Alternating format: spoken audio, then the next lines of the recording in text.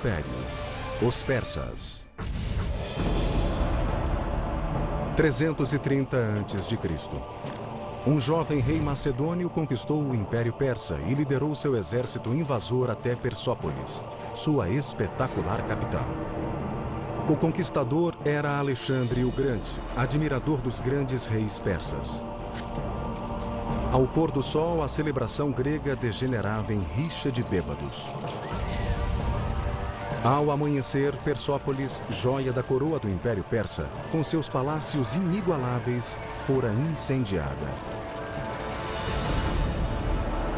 Mais de 2.500 anos depois, essas torres colossais dão testemunho das elevadas alturas que esse esquecido império já atingiu. I equate Persia with luxury, with rich tapestries and beautiful rugs and my mother's fat, fuzzy Persian cat named Otis. But I also think of a fantastic Persian king named Cyrus the Great, who believed in religious and cultural tolerance, and who freed the Jews from Babylon to return to Israel. Hello, I'm Peter Weller, and welcome to the Persian Empire. Around 4000 BC, two nomadic tribes were starting to take root in a rich but hot Iranian plateau, the Medes in the north, the Persians in the south. Being as that these tribes were nomadic, they were more interested in survival than conquest. As they became less nomadic, they had to learn how to farm, in particular how to cultivate this fertile Iranian plateau. But to do that, they needed a source of water. The early Persians may have very well become dust in the winds of history had they not a source of water, and just as importantly, a means to channel that water to their crops and settlements. And what makes this engineering feat so remarkable is that they found this water not from rivers or lakes or oceans, but from the most unlikely source of all.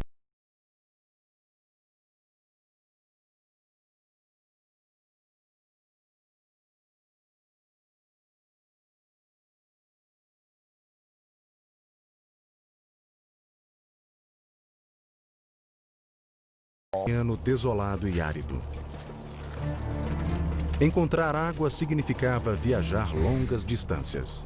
Coube a um híbrido de engenheiro, geólogo e adivinho chamado Mogani encontrar um meio de trazê-la de volta ao seu povo. Usando nada além de cinzéis de pedra, os Moganis construíram a primeira pedra angular do Império Persa. Um inovador sistema de canais de irrigação subterrâneo chamados Qanats. Eles usaram a gravidade para explorar a topografia natural de sua terra, ininterruptamente inclinada desde as montanhas Alborz até o Golfo Persa. Poços verticais foram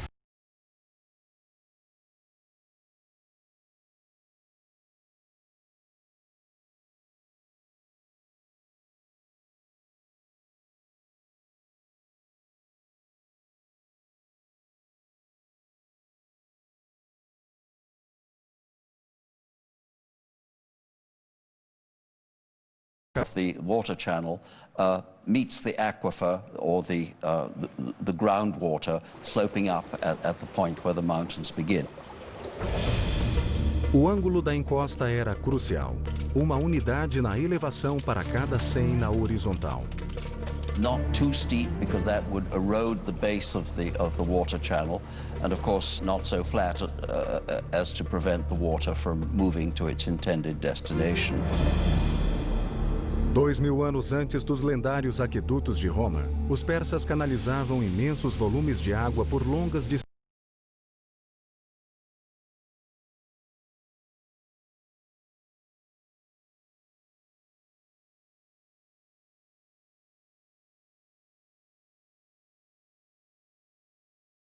Angling in front of their neighbors. Around 700 BC, all of these tribes were united under one legendary figure named Achaemenes, who founded a dynasty. But this dynasty thrived and flourished under one guy, a guy I would have liked to have met, named Cyrus the Great. Cyrus created and maintained an empire thanks no doubt to his military savvy, but he was also a political genius. He was an excellent, benevolent manager of men. Historians have called him humanist. The Jews call him Mashiach, or Anointed One. His own people called him Father, and even the Ionian Greeks whom he conquered called him a just and worthy lawgiver and ruler. Ciro o Grande chegou ao poder em 559 a.C.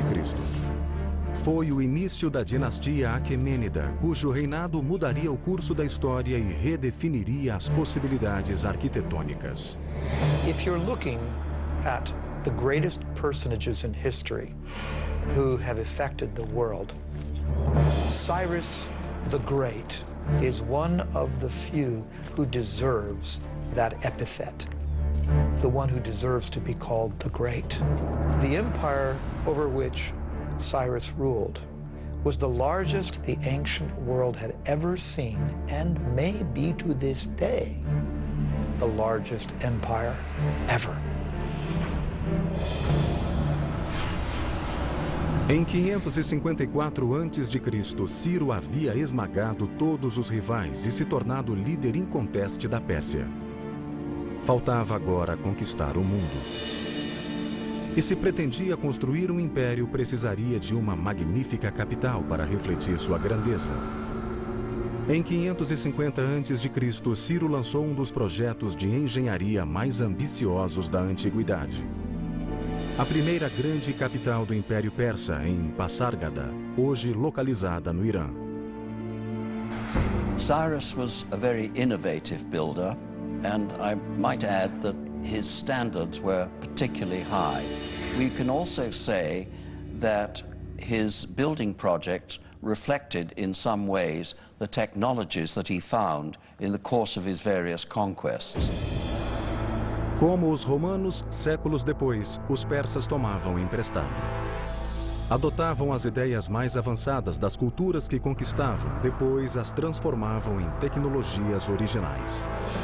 A arte e a arquitetura de Pasárgada resultaram de influências tão diversas quanto a da Assíria, Egito e Ásia Menor, a milhares de quilômetros. There were stoneworkers, woodworkers, brick makers, relief makers, and we know that these were people often imported from all over the empire. Hoje, cerca de 2.500 anos depois, ruínas são tudo o que resta da primeira radiante capital do Império Persa. A principal atração de Pasárgada eram seus dois magníficos palácios, rodeados por um majestoso parque e extensos jardins. Entre eles, os primeiros paraísos de que temos notícia. Jardins persas de 4 quarteirões, com 1.000 metros de canais de calcário talhado projetados para que a água entrasse em tanques a cada 16 metros. Os paraísos de Pasárgada inspiraram os mais soberbos jardins do mundo nos 2000 anos seguintes. What's particularly different with the Paradisa is the application of the geometric design. So we have squares, rectangular designs, floral designs, cypress trees, wild grasses, roses, lilies, all kinds of vegetations. And this is the concept of the modern park as we know it. Enquanto Pasárgada era construída, Ciro acrescentava aos seus domínios um reino inimigo após outro. Mas Ciro era um tipo de rei muito diferente. Ele se recusava a escravizar seus novos súditos, um conceito revolucionário no mundo antigo. He recognized the local validity, if you will, of different religions and beliefs, and allowed those things to persist. In 539, Cyrus conquered Babylon, but he did not present himself as a conqueror. He presented himself as a liberator, rescuing these people from their despotic ruler. And then he did a totally unprecedented thing. He freed the Jews. The Jews had been living in Babylon in captivity ever since Nebuchadnezzar destroyed Jerusalem and their temple, and Cyrus freed them. Now, it could be said in hindsight or political history that Cyrus was looking for a buffer state between a hostile Egypt and his own empire. But so what?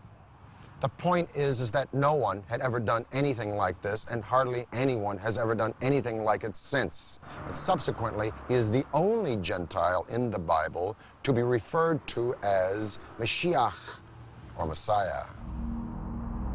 As one distinguished Oxford scholar once said to me, Cyrus always had a very good press. It's a very true statement. Antes, porém, de lançar a campanha que tornaria a Pérsia a maior superpotência da antiguidade, Ciro o Grande morreu em combate no ano 530 a.C. He didn't live long enough to show what really he could have done outside the battlefield. So in that sense, you can compare him with Julius Caesar, who conquered, but did not live long enough, he was assassinated, to put the empire that he conquered together. Quando Ciro morreu, o Império Persa tinha 3 capitais: Babilônia, Susa e Ecbatana. Mas ele escolheu ser sepultado na cidade que criara, Passárgada, em um túmulo que espelhava o homem que nele jazia. At Cyrus's tomb, one of the aspects that shows his humility is that tomb is relatively unadorned, very simple, very elegant. Os engenheiros de Ciro construíram seu túmulo no formato das estruturas ocidentais de pedra simples, mas pesada. Começaram deitando grandes blocos retangulares, usando rampas, roldanas e tornos para erguer o túmulo até a altura de 11 metros. The Tomb of Cyrus is a very simple, outwardly modest monument for somebody who had created the largest empire that the world had seen to that date, and it's still remarkably well preserved after 25 centuries. Durante 30 anos, nenhuma potência foi capaz de desafiar Ciro o Grande. Agora, com seu trono vago, o mundo antigo mergulhou no caos. 530 a.C. Ciro o Grande, arquiteto do maior império que o mundo já vira, estava morto. O futuro da Pérsia era incerto. Rivais e pretendentes ao trono lutavam pelo poder. Até que um primo distante de Ciro, um general brilhante, ascendeu ao trono persa. Quando a poeira assentou, o império estava seguro em suas mãos. Seu nome era Dario. Ele se tornara o maior dos reis persas e um dos maiores construtores de todos os tempos. Dario começou reconstruindo a velha capital de Susa, com grandes palácios novos revestidos de cerâmica. A magnificência da capital Susa é até mencionada na Bíblia. When the Greeks talk about Persian palaces, for example, they routinely mention Susa. When the Old Testament book of Esther talks about Persian palaces, it's Susa that they mention. Mas o novo rei da Pérsia queria uma capital cerimonial apenas sua. Em 518 a.C., Dario lançou um dos projetos de construção mais ambiciosos do mundo antigo. Situada próxima à moderna cidade de Shiraz, ela ficaria conhecida como Persépolis, ou cidade persa em grego. Todos os palácios erguiam-se de uma vasta plataforma pétrea, projetada para enfatizar a estatura do império. The terrace square is huge, over 125,000 square meters. And he had to modify the landscape. His engineers had to come in and level out part of the area, and they had to build a retaining wall. He wanted it to be seen from a distance. That's exactly why you build up a terrace, so it could be viewed from afar. That makes it all the more grand and imposing. Persépolis era um desafio de engenharia colossal, com paredes de mais de 20 metros de altura por 10 de espessura. E grandes saguões ostentando colunas em elaborados altos relevos. Milhares de arquitetos, artesãos e operários, bem como toneladas de material, foram trazidos dos confins do império. Quase todos os impérios antigos foram edificados por mão de obra escrava. Mas Dario, como Ciro, remunerava o trabalho que construíra os monumentos e palácios persas. Every worker was given his due, his or her due, because we also find women in the workforce as well. Depending on their skill, what the quality they brought to the work, they were paid accordingly. Nenhuma despesa foi poupada. Persépolis seria o símbolo do poder e da glória do Império Persa. First of all, it's important to remember the origin of the Persians themselves. That is to say that these were a nomadic people. They lived in tented accommodation, and they would up their tents, move somewhere else, and plant their tents again. Now, as time went on, these tents became more and more elaborate affairs. And essentially what we're having at Persepolis is a tent turned into stone. The Apadana is nothing more than a stone-tented building.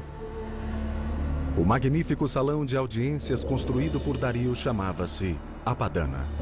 Each of those great monumental stone pillars are inspired by the kinds of wooden pillars that upheld a beautiful canvas roof. But now that canvas roof has turned to beautiful cedar wood instead. So the nomadic origins of the Persians gives the impetus to part of their architecture, but that's not all. Os palácios foram adornados com ouro e prata, tapeçarias caras e telhas coloridas. As paredes eram cobertas de altos relevos com pacíficas representações de dignatários vindos de terras conquistadas. Mas os espetaculares feitos de engenharia de Persépolis estendiam-se muito além dos muros da cidade. Seu complexo e intrincado sistema hidráulico não tinha igual. Before the actual soil was placed in, first, Darius's engineers constructed a drainage system, plumbing, drain pipes. These would be covered. Water was also brought in along the Qanat system. But then those drain pipes, which would drain the effluents out, those were taken underground below the surface where the visitor would never see that.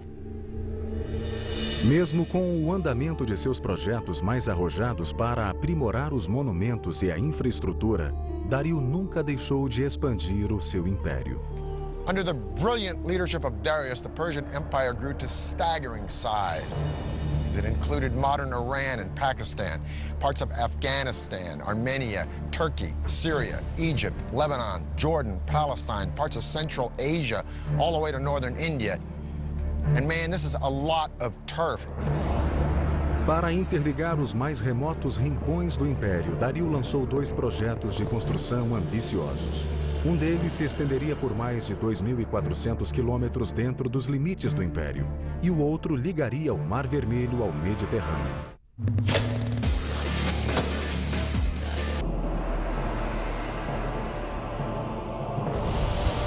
Sob o reinado de Dario o Grande, o Império Persa alcançou proporções assombrosas.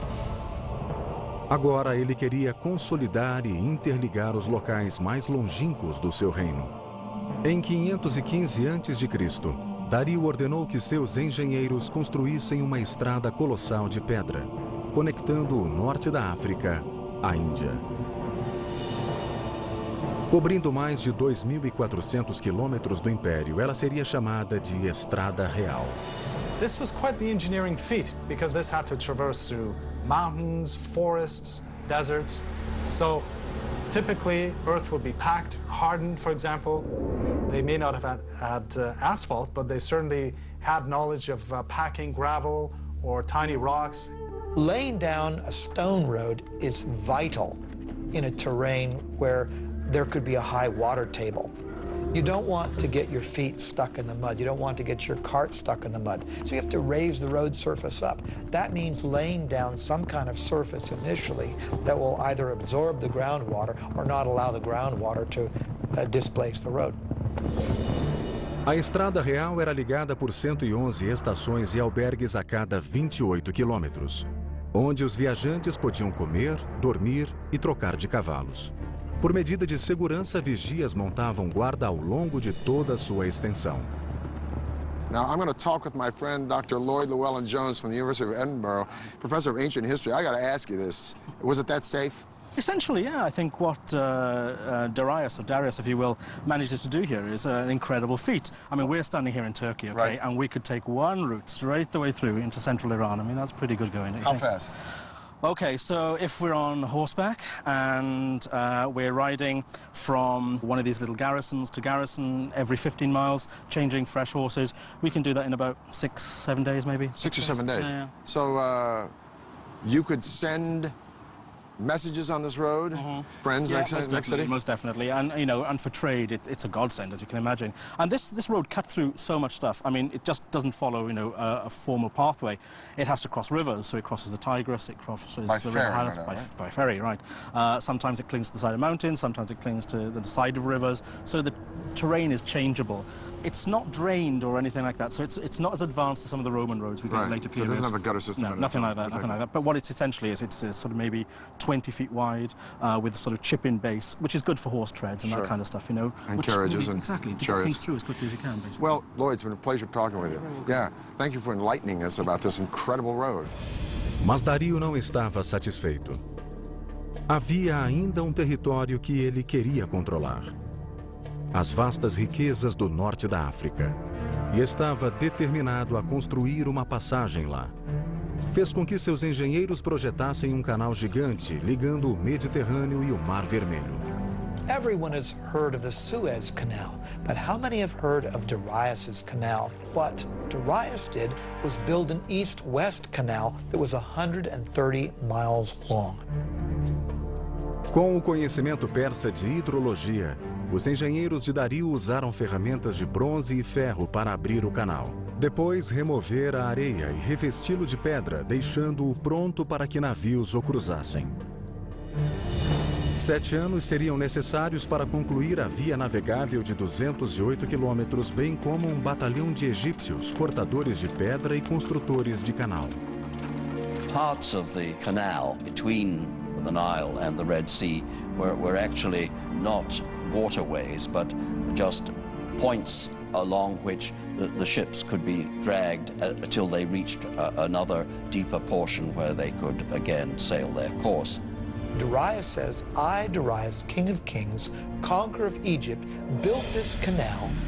He connected the Red Sea to the Nile River for trade, and he says, and ships were brought along my canal. Em 513 a.C., a Pérsia era o maior império que o mundo já vira, superando até mesmo o tamanho e riqueza de Roma em seu apogeu, 4 séculos depois. A Pérsia era invencível e seu apetite por conquistas começava a assustar uma potência emergente do outro lado do Mediterrâneo, as cidades-estado da Grécia. Just a little geographical info. That big body of water out there is the Black Sea. This thin body of water here is the Bosphorus Strait that connects the Black Sea to the Mediterranean. So I'm standing in Asia, or Asia Minor, if you will, and that land over there is Europe. Now, Darius put down a revolt from some cities on the coast of Turkey, but this revolt had been supported by Athens, so Darius wanted to teach Athens a lesson. He was going to march on Greece and attack that city, but how is he going to do it? He's got to go across the sea. Well, he takes a bridge of boats, pontoons, if you will, and lines them up from that point to that point and marches an army, so Herodotus says, of 70,000 men across the sea to attack Greece. Amazing. Os engenheiros persas ligaram uma margem do Bósforo à outra, alinhando barcos lado a lado como alicerce. Depois, construíram uma estrada em cima deles, unindo a Ásia à Europa. Probably this was a system of planks, and underneath there was a system of packed earth, or perhaps dry wood, to keep basically the road stable. Now, to keep the ships from wobbling, they must have used an anchor system of a certain weight, because if the anchor would have been too heavy, that would have, of course, tilted or damaged the ships. There was no breaking of the planks, not only due to the weight of the army crossing it, but due to the choppy waters of the Bosphorus. That's quite the feat of engineering before the age of computers. It is late August in the year 490 BC. Darius has already marched into Greece and taken Macedonia. Now he's destined to meet the Greek general Themistocles and an army from Athens and Corinth at the famous Battle of Marathon. A massive army from Persia numbers 60,000 or 140,000, 250,000, depending upon the propaganda you read. Suffice it to say, the Greeks are outnumbered 10 to 1. Their only recourse is to send for reinforcements. So the legendary runner Philippides runs from Marathon to Sparta, a distance of 140 miles in 2 days, hence the name of the race, Marathon. Os dois exércitos se depararam separados por uma vasta planície. Em caso de confronto direto, as imensas forças persas massacrariam os gregos em muito menor número. Foi o início das guerras persas. Uma força grega reduzida atacou frontalmente os persas, que começaram a chacina. Mas as forças gregas restantes haviam se dividido em duas, abrindo duas outras frentes contra os persas. Arrastados a uma sangrenta arapuca de morte, os persas sofreram pesadas baixas e recuaram. Para os gregos foi uma grande vitória. Para os persas, apenas um quebra-molas em seu trajeto rumo à dominação mundial. Dario resolveu voltar para casa e se dedicar a embelezar ainda mais a cidade de Persépolis. Ele nunca mais veria a sua capital. Em 486 a.C., Dario morreu a caminho de sufocar uma rebelião no Egito, deixando em seu rastro um império que redefiniu as noções de poder e glória. Ele também evitou um novo caos, como o que se seguiu à morte de Ciro, nomeando um sucessor. Seu filho, Xerxes. Now, Cyrus the Innovator and Darius the Expansionist were very hard acts to follow. But Xerxes had been a king in waiting all of his life. And a couple of his first acts were to suppress a rebellion in Babylon, another one in Egypt. And then he went after the Greeks. Somehow the Greeks just stuck in his craw. Some historians argue that Xerxes was making a preemptive strike. Others say that he was just cleaning up the business of his father. Whatever the case, the Greeks were no longer intimidated or impressed by the Persians since they'd beaten them at Marathon. And so Xerxes buddied up with the Carthaginian navy at the tip of what is now modern Tunisia, and he decided to beat the Greeks at sea.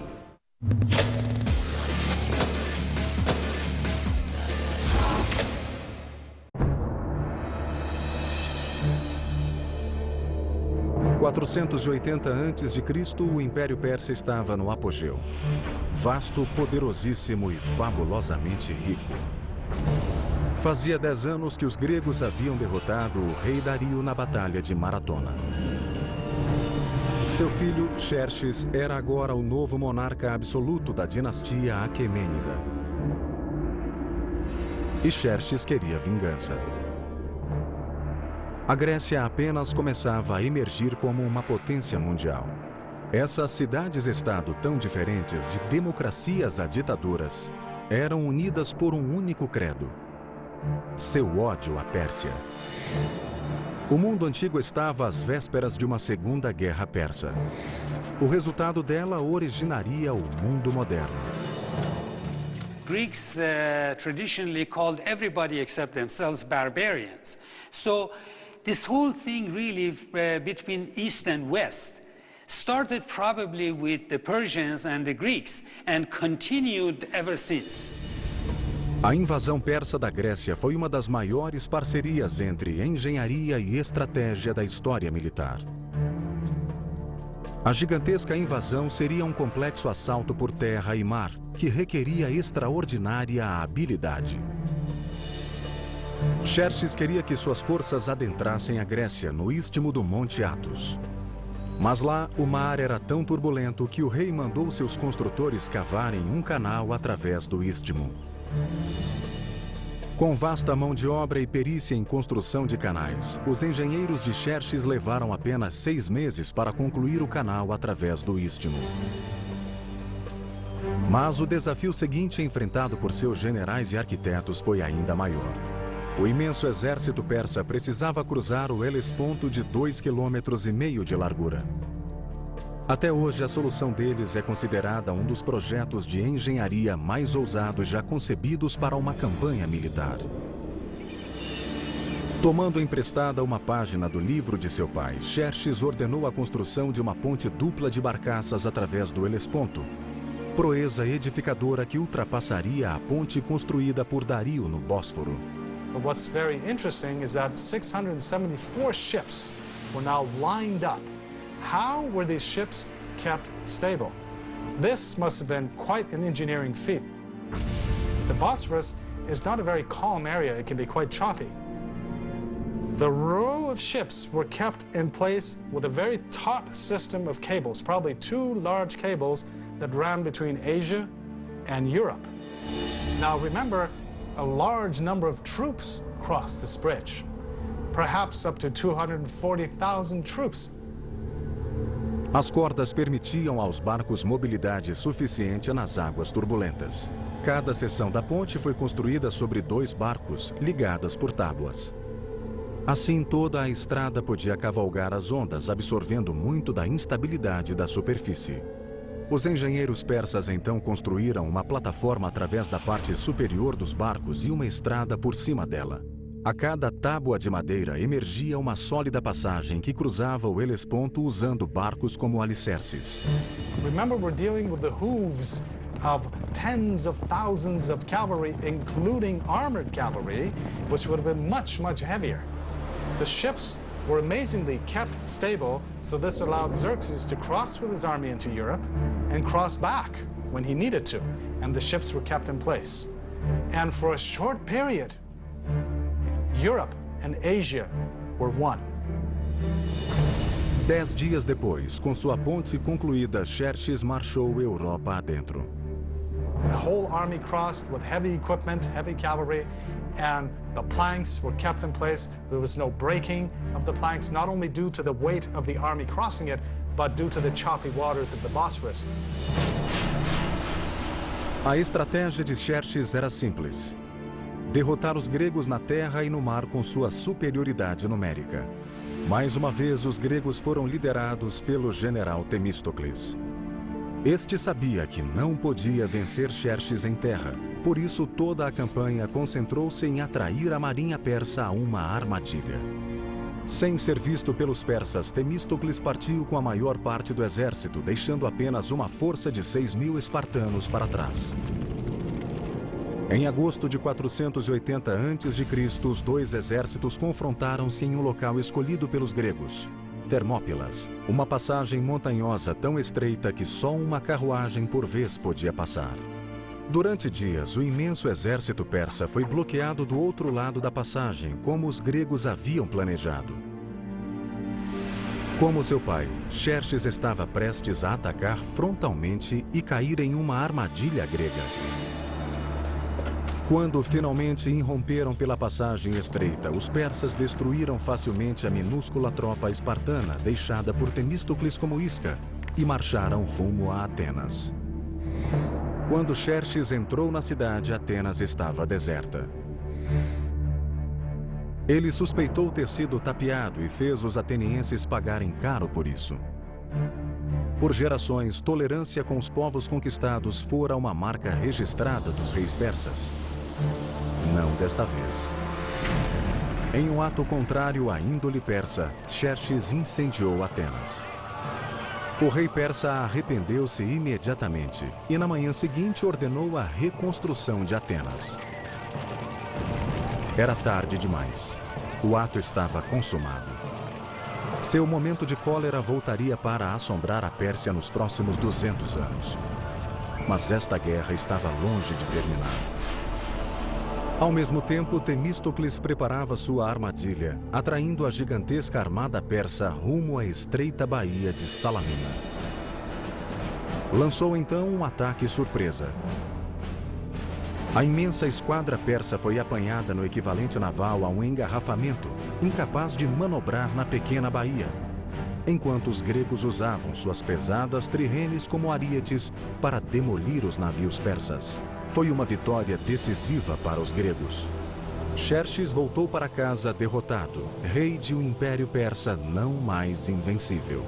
There is one high note in the Persian loss against the Greeks at the Battle of Salamis, one saving grace. A woman named Artemisia, the sole female navy captain in the Persian fleet. She faked out the Greeks by ramming one of her own losing ships, and she sailed away to escape in the confusion. Her survival skills so impressed Xerxes that he was thought to have said, "My men are becoming women, and my women are becoming men." As guerras persas impulsionaram Atenas à sua idade de ouro, mas deixaram o colossal império persa vulnerável. Caberia a um jovem príncipe, admirador dos grandes reis persas, desferir-lhe o golpe de misericórdia.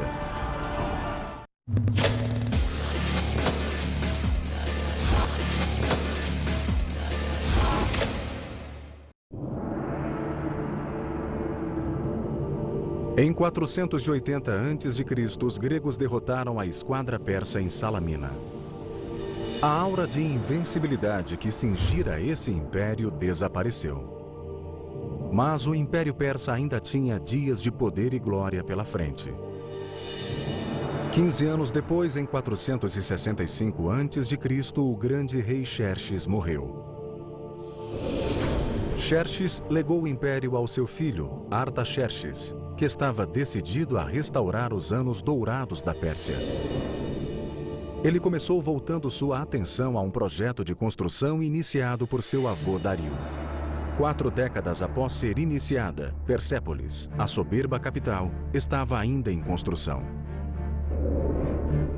Agora, Artaxerxes supervisionaria um dos últimos projetos de construção do Império Persa. Hoje o conhecemos como o estupendo Salão das 100 Colunas. We know that the actual hall was some 200 by 200 feet, almost on the perfect square. What's remarkable of the Persepolis columns is when you look up the entire shaft, and these things raise, hundreds of feet into the air, there is not one piece of displacement whatsoever. It's a perfect vertical. They're working with what we might consider to be primitive tools, just stone mallets and bronze chisels, that's all. The fluting on the columns of Persepolis is so precise, however, that these are clearly the work of master craftsmen. The columns are constructed in drums, 7 or 8 drums stacked on top of another. This is done by scaffolding the whole area around the column, and then with a crane, a wooden crane, literally moving each column drum in place. Any client king, any governor from a distance, or even anyone who would come in that hall would be so impressed by the vastness of the hall and by this forest of columns that stretched nearly as far as the eye could see. An amazing achievement. Ao longo do Império, os persas ainda produziam alguns dos mais extraordinários feitos de engenharia do mundo antigo. Em 353 a.C., a esposa de um governador local construiu um magnífico túmulo para seu marido agonizante. O tributo dela a ele seria um prodígio de engenharia e uma das 7 maravilhas do mundo antigo, o Mausoléu de Halicarnasso. O monumento de mármore erguia-se a 41 metros, incluindo um grande pátio. O teto era uma pirâmide, com escadarias em cada lado, um caminho para o céu. Mais de 25 séculos depois, o túmulo do presidente americano Ulysses Grant, em Nova York, seria inspirado no Mausoléu de Halicarnasso. No século IV a.C., a engenharia persa ainda era a melhor do mundo. Mas por baixo das colunas torreantes e dos palácios suntuosos, as fundações do império desmoronavam. E seus inimigos estavam às portas. When Athens supports a rebellion in Egypt and Greeks occupy the capital city of Memphis, Artaxerxes leaves Persepolis and his building projects, and he launches a military campaign to kick the Greeks out of Memphis and bring Egypt back under Persian control once again. It'll be the last great victory of the Persian Empire, because in 424 BC, Artaxerxes dies, leaving a power vacuum and 8 solid decades of rampant infighting and neglect. And while the Persian Empire is embroiled in internal conflict and corruption, a young Macedonian prince is studying Herodotus and the accounts of the great Persian hero Cyrus the Great. And this Macedonian prince will set his eyes on conquering the world. His name is Alexander. Em 336 a.C., um parente distante de Artaxerxes ascendeu ao trono. Ele assumiu um nome dinástico, Dario III. Ele sempre será lembrado como o rei que perdeu o império. Nos 4 anos seguintes, Alexandre e Dario III confrontaram-se em uma série de ferozes batalhas. com o exército de Dario sendo lentamente empurrado de volta aos seus umbrais. Em 330 a.C., Alexandre estava nos portões da cintilante capital do Império, Persépolis. Alexander adopted the Persian policy of respecting the defeated. None of his soldiers were allowed to pillage or plunder the lands they had conquered. But how do you tame so many soldiers after a victory over the most magnificent empire on planet E? Well, maybe his soldiers were restless or resentful, or maybe they just remembered the stories of how Athens had been burned by the Persians. In any case, at Persepolis, they let go. Huge celebrations took place after the victory, and during these celebrations, the treasury was pillaged. And then one of the saddest acts of arson in all of history took place. Persepolis was burned.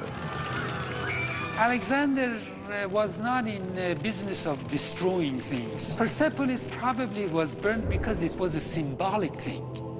And he also burned it to make a symbolic gesture, not a destructive gesture. There must have been wonderful draperies and things around, and no doubt fire could have begun accidentally just as much as purposefully, because if he really wanted to be an Achaemenid king, the last thing he should want to do was to destroy Persepolis. But there were no fire engines, and once the blaze had taken hold, it was a very terrible blaze, and it left its mark throughout the site. Dario III escapou de ser capturado, mas no verão de 330 a.C. foi assassinado por um aliado. O último rei Aquemênida estava morto. Alexandre deu a Dario um magnífico funeral. E mais tarde até desposou a filha dele. Em seguida, proclamou-se um rei persa Aquemênida. E escreveu o último capítulo da história do Império, que se estendera por 3 continentes e durara 2.700 anos. Alexander, admirer of Persian kings, chased down the murderers of Darius and killed them himself.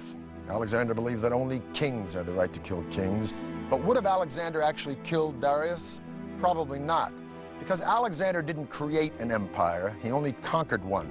The empire already existed, created by Cyrus the Great.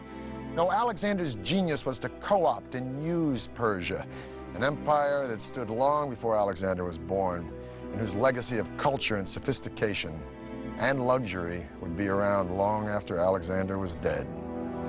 For the History Channel, I'm Peter Weller.